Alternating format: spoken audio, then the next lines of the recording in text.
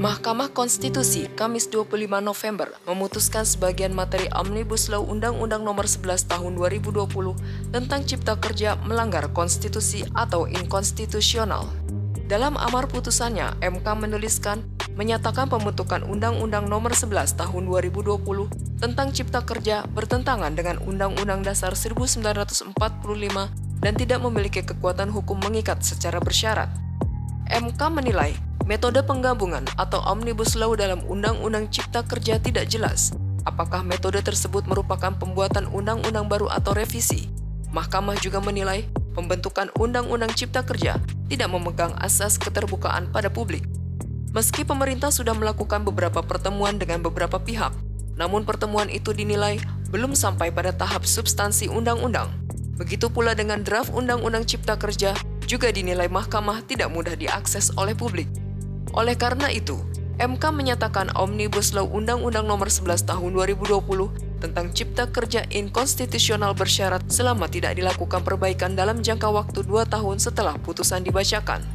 Apabila dalam jangka waktu 2 tahun tidak dilakukan perbaikan, Omnibus Law tersebut akan otomatis dinyatakan inkonstitusional bersyarat secara permanen. MK juga menyatakan seluruh undang-undang yang terdapat dalam Omnibus Law ini tetap berlaku sampai dilakukan perbaikan. Ketua MK Anwar Usman seperti dikutip dari Kompas.com juga menyatakan untuk menangguhkan segala tindakan kebijakan yang bersifat strategis dan berdampak luas dari Omnibus Law Cipta Kerja. Tidak dibenarkan pula menerbitkan peraturan pelaksana baru yang berkaitan dengan Undang-Undang Cipta Kerja.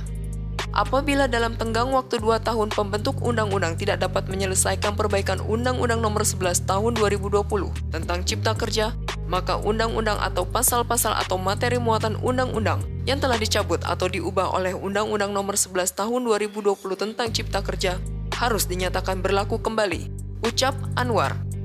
Lalu apa dampak putusan MK yang membuat Omnibus Law Undang-Undang Cipta Kerja menjadi inkonstitusional bersyarat terhadap pasar saham? Menurut analis Kiwum Sekuritas Indonesia Soekarno Alatas, untuk saat ini belum ada dampaknya. Akan tetapi untuk perusahaan, undang-undang ini bisa menguntungkan perusahaan. Dus ketika undang-undang tersebut dibatalkan, akan muncul sedikit kekecewaan dari pihak perusahaan. Terkait revisi Omnibus Law Cipta Kerja ini, nantinya bisa memicu aksi unjuk rasa susulan. Soekarno menilai hal ini bisa sedikit menjadi sentimen negatif untuk pasar saham. Akan tetapi lebih bersifat sementara, terang Soekarno kepada kontan.co.id. Soekarno menyebut saat ini pasar akan fokus terhadap sentimen dari sisi eksternal, yakni terkait kebijakan Bank Sentral Amerika Serikat. Di samping itu, pelaku pasar juga sedang optimistis dengan kondisi tren saat ini dan bersiap mengambil peluang di tengah aksi window dressing pada akhir tahun nanti. Hal ini terkait adanya pemulihan ekonomi di kuartal keempat seiring kasus COVID-19 yang berhasil ditekan.